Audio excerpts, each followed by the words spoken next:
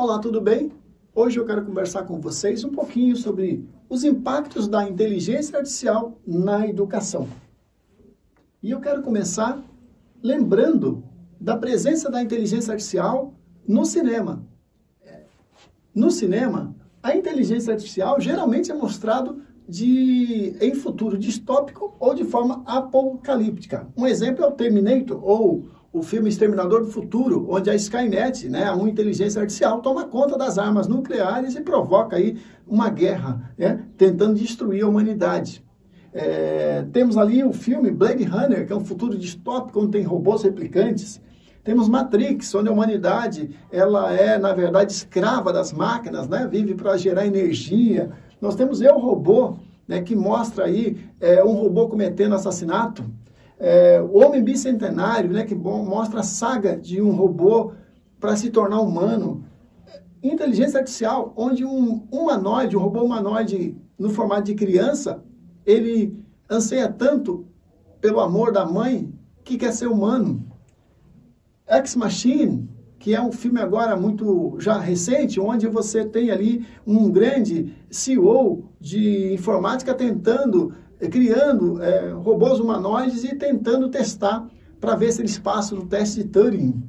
Transcendente, onde um homem ele tem uma doença e para não morrer ele se conecta a uma máquina e começa a ter essa transcendência. Mas o filme que marcou minha infância foi 2001, Uma Odisseia no Espaço, que tem um robô chamado HAL 9000 e ele tenta eliminar a tripulação da nave porque a tripulação ousou querer desligá-lo, porque ele estava apresentando defeitos. E quando fala também em inteligência artificial, também à minha memória vem Isaac Asimov, que é autor do clássico Eu, Robô, do Will Smith. E nesse livro que eu apresento aqui, nesse conto, que é Profissão, faz parte de um conjunto de contos chamado Os 9 Amanhãs. Nesse conto aqui, ele mostra como seria a escola do futuro, onde as crianças iriam receber, numa determinada idade, todo o conhecimento acumulado pela humanidade e poderiam fazer outras coisas, não iriam para a escola. Mas o computador, ele consegue identificar entre aqueles seres humanos que têm capacidades excepcionais, extraordinários, e esses vão ter a formação tradicional. Para quê? Para poder dar avanço científico para a humanidade. Então, esse é um conto que nos faz pensar um pouquinho sobre como Isaac Asimov, que é um grande autor de ficção científica, via o amanhã. A história da IA passa um pouco pela década de 50. Por quê? Foi quando John McCarthy criou o conceito inteligência artificial. Não se falava nisso antigamente. E o Alan Turing começou a pensar, será que os computadores podem pensar? Será que eles adquirem consciência? Aí ele criou o teste Turing, um teste que é um enigma para descobrir se o computador pode se passar por um ser humano, enganar um ser humano numa conversa onde a pessoa não sabe com quem está interagindo. Lembre-se do filme Enigma, do Alan Turing, que foi um grande cientista e que desvendou os mistérios ali da criptografia nazista na Segunda Guerra, contribuindo muito para a vitória dos aliados. Aqui tem uma menção ao Deep Blue, que é um computador, um programa, um algoritmo da IBM, que em 1997 derrotou o campeão mundial de xadrez, Kasparov. Eu me lembro desse momento, que foi um momento assustador. Essa inteligência artificial é uma inteligência artificial chamada estreita. Ela só serve para jogar xadrez. Na verdade, o programa, ele decorou milhões de jogadas. E aí ele conseguia antecipar, por meio da jogada do Kasparov, conseguiu vencê-lo com a estratégia. Mas esse robô não podia jogar damas, por exemplo. Então vejo que esse é o tipo de ideia da IA na década de 90. Sabia fazer uma coisa só, jogo. E muito bem feito. Sabia fazer bem, E aí, aqui eu vou parar. Mas qual o conceito exato de inteligência artificial? Já pensaram nisso? Essa imagem aí, só para vocês lembrarem, é do filme Inteligência Artificial, do Spielberg, Aquele que eu falei anteriormente, que o menino ali, que é um robô humanoide no formato de uma criança, anseia tanto pelo amor da mãe, e quer se tornar humano. Mas eu vou mostrar aqui para vocês qual o conceito, um conceito simplificado, obviamente, de IA. É um campo da ciência da computação que desenvolve sistemas capazes de realizar tarefas que requerem inteligência humana, como, por exemplo, reconhecimento de fala, aprendizado e tomar decisão. Então, Esse é o conceito, porque é o seguinte, quando eu era mais jovem, lá com os 14 anos, há 40 anos, eu programava em BASIC, no TK-85. Era um programa. A gente entrava com uma rotina, com uma série de comandos, e o computador entregava a resposta. Às vezes era uma soma, às vezes era um desenho, e assim é a programação. Só que a IA é um outro tipo de programação. Ela permite que o computador, né, ele possa fazer também aprendizado, possa aprender. E nas últimas décadas, vamos supor, nos últimos 15 anos, vamos dizer assim, a IA ela ganhou um grande avanço com algumas invenções, com algumas descobertas, né, muito interessantes. A IA já estava presente quando a gente falava com a Siri, com a Alexa, com o Watson da IBM, a IBM que patrocinou o Deep Blue, com o Google Tradutor, com recomendações Netflix, detecção de fraude no cartão de crédito, reconhecimento facial, carros autônomos e vigilância eletrônica. Tudo isso aí tem inteligência artificial, até o corretor automático do nosso celular é uma forma de IA. Quando a gente entra ali na internet e vai ver se tem trânsito com o Waze ali, é uma forma de inteligência artificial. Ele escolhe caminho e rotas para a gente. E aí, a gente tem o famoso ChatGPT. E aí entra ali alguns conceitos que tem pouco mais de 15 anos, que é aprendizado de máquina, aprendizado profundo, redes neurais e treinamento. Significa o seguinte, que o ChatGPT ele foi treinado por pessoas antes de ser lançado. E as pessoas validaram as respostas de tal forma que ele conseguiu aprender. Então, para eu ensinar para um algoritmo a reconhecer um gato e diferenciar de um cachorro, são muitas tentativas, até que alguém diz, você conseguiu, tem que dar ok, tem que validar. Foram humanos que validaram. E hoje, a linguagem natural, que está aqui na linguagem generativa, aqui, ela permite que o ChatGPT se passe por um humano numa conversação muito natural, por isso que chama-se modelo de linguagem natural. Alguns livros que eu recomendo, quem quiser aí aprender um pouquinho mais sobre inteligência artificial, são esses aqui, ó. A Próxima Onda, de Mustafa Suleyman, Um Mundo Sem Emprego, Sem Trabalho, Daniel Sussek, Nick Bostrom, né, a Superinteligência, Homo Deus, do Yuval Harari, Inteligência Artificial, do Kai-Fu Lee, e esse último aqui, de Martin Ford, Robôs, Ameaça de um Futuro Sem Emprego. Nem todos falam diretamente de IA, mas a IA e a robótica e a automação e a humanização de artefatos cada vez está mais presente. Então eu vejo, olha aqui, ó, nessa imagem aqui, ó. Essa imagem mostra o quê? Você mostra ali os robôs humanoides com inteligência artificial. E a Tesla, ela se diz a maior fabricante de robôs humanoides do mundo. E ela vai lançar até o final do ano já o seu modelo, o modelo Optimus.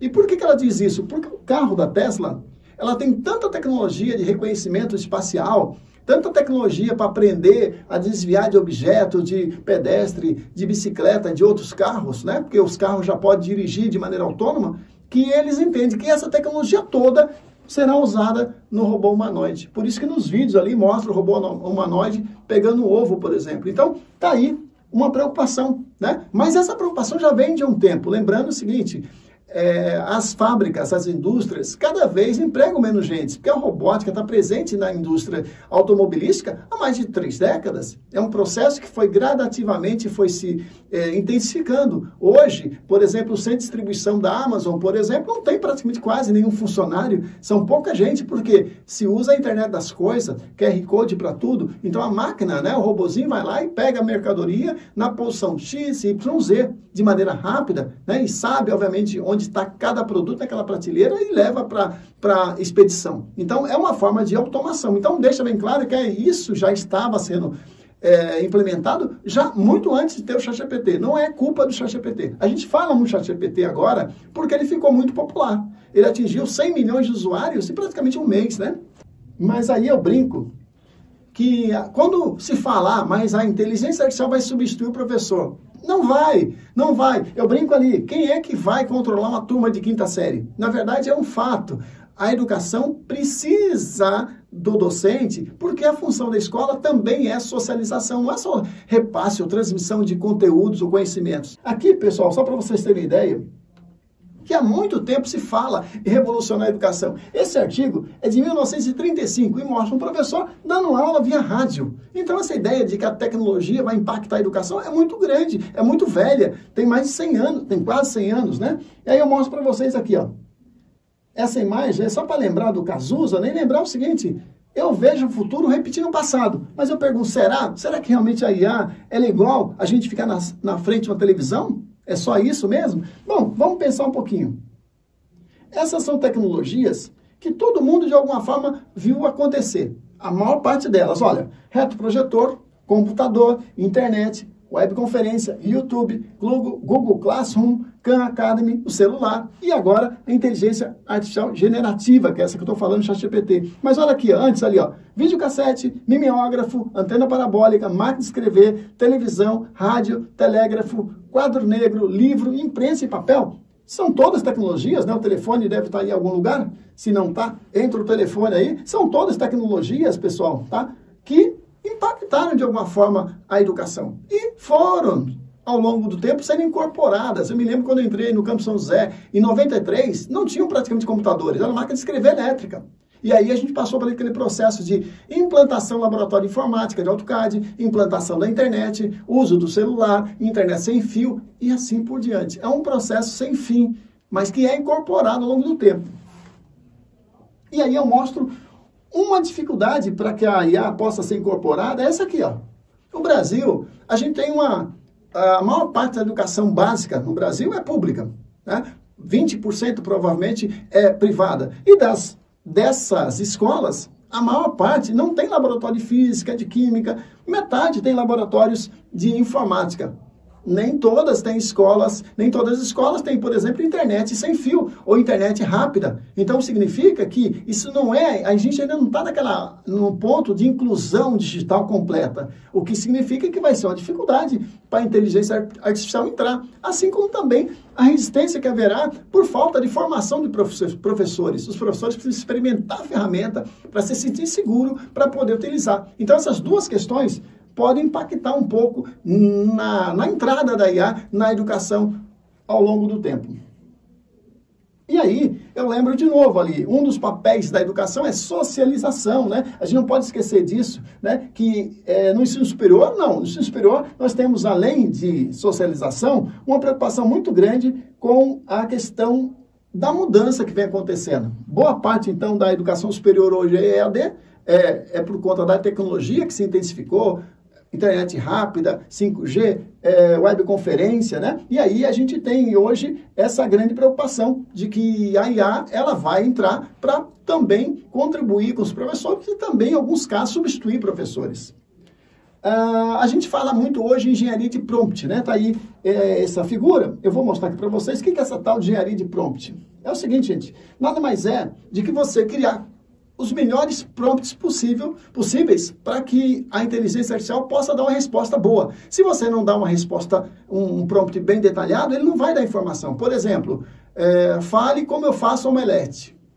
Ele vai falar genérico, mas se você disser assim, eu sou um cozinheiro, eu tenho que dar aula para uma escola de gastronomia e eu quero experimentar tipos de omeletes que eram feitos na década de 70, aí já mudou bastante de figura. Então você precisa ser específico. Nesse caso, eu fiz aqui, coloquei aqui para vocês algumas possibilidades de prompt bem simples para vocês irem testando. Então é importante escrever isso aí e ver o que acontece.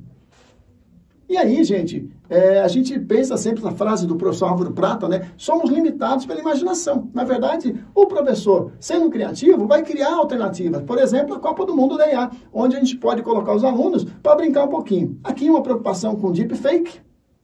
A gente fala muito da IA, mas a IA é uma coisa muito séria. O deepfake vem aí, por exemplo, a imagem não existe. Donald Trump não foi preso desse jeito. Ele foi até condenado, mas não foi preso. Aqui tem uma imagem também criada por IA, que é o Joe Biden e o Putin. Essa cena não aconteceu. Então, essas preocupações, elas estão cada vez mais presentes, como essa aqui, ó. Você poder colocar o rosto de uma pessoa em outra. Então, precisa ensinar, a escola precisa ensinar a responsabilidade do uso da inteligência artificial e dessas novas tecnologias. Não é possível que as pessoas façam qualquer coisa. Por isso que eu coloquei esse vídeo aqui, vocês podem acessar depois, que é o uso da IA na produção acadêmica, né? Então tem aqui o QR Code, a gente fez uma apresentação mostrando como a gente pode usar a IA sem cometer plágio, sem ser antiético, né? Respeitando aí a produção. E aí a gente deixou essa recomendação do livro do Marcelo Krautkotz, que é autoria e plágio, e esse aqui, outras palavras sobre autoria e plágio. Muito interessante porque ele mostra, né, questões como código de honra e uso de IA por amostragem, né, pelos orientadores que são responsáveis, obviamente, por orientar os estudantes a não cometerem o plágio. Aqui também é muito importante falar disso, é o quê? É um software criado, é o GPT-0, que é uma ferramenta para detectar IA. Então, à medida que os estudantes vão usando, é importante pegar por amostragem, usar esses softwares que são gratuitos. Você pode pegar na internet, pega um extrato do texto e avalia. Isso é importante você saber que existe essa ferramenta e fazer o teste. Vai lá, cria um texto no ChatGPT e depois volta e vê se funciona, se ele detecta IA. Alguns sites prometem que você usa um outro site, um outro programa para embaralhar a IA para enganar o professor. Gente, cada vez mais que a IA avança, também avançam empresas tirando proveitos da tecnologia.